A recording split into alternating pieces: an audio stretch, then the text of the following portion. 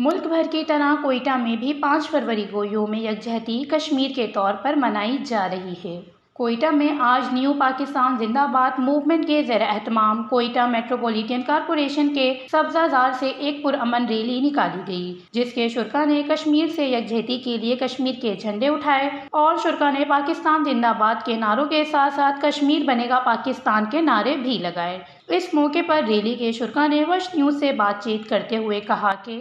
20 سالوں سے جو کشمیری بھائیوں کے ساتھ ظلم ہو رہے ہیں، وہاں پہ بربریت ہو رہے ہیں، ان لوگوں کے ساتھ ہمارے ایک ریلیشن شپ ہے، وہ ہے لا الہ الا اللہ محمد رسول اللہ کا۔ تو ہم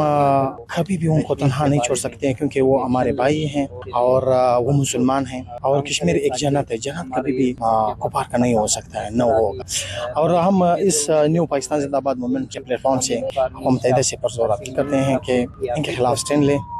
اور پاکستان کے جتنے بھی ہمارے ادارے ہیں، جتنے بھی ہمارے ساتھ قبائل مشران موجود ہیں، اس میں ہم سب کشمیری بھائیوں کے ساتھ شانہ بشانہ ان کے ساتھ ہم لوگ شانہ بشانہ کھڑے ہیں اور ہمیشہ کھڑے رہیں گے۔ اور جدھر بھی مسلمان مملکت میں یہ ظلم اور جبر ہو رہے، ان کے ہم لوگ خلاف ہیں، ان کے ہم لوگ پرزور مذمت کرتے ہیں، خاص طور پر جس طرح ابھی فلسطین میں ہو رہا ہے ان کے، اور اتنا اس حالات میں جو بلوچستان میں یہ حالات ہے، اور ان کے یہاں پر جو ظلم زیادتیاں ہو رہے ان کے بھی ہم لوگ خلاف ہیں، اور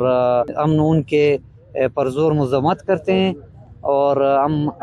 اقوام متحدہ سے یہ اپیل کرتے ہیں کہ اس کے اوپر ایکشن لیں اور اس کا مسئلہ حل کرے۔ ان کا کہنا تھا کہ کشمیر ایک جنت کی مانند ہے اور جنت کبھی بھی کافر کی نہیں ہو سکتی۔ ساتھ ہی ساتھ انہوں نے اقوام متحدہ سے مطالبہ کیا کہ وہ کشمیر میں ہونے والے ظلم و بربریت کا نوٹس لیتے ہوئے جلد از جلد کشمیر کی عوام کے حق پر مثبت قانون سازی کریں۔ وش نیوز، کوئٹہ، بلوچستان۔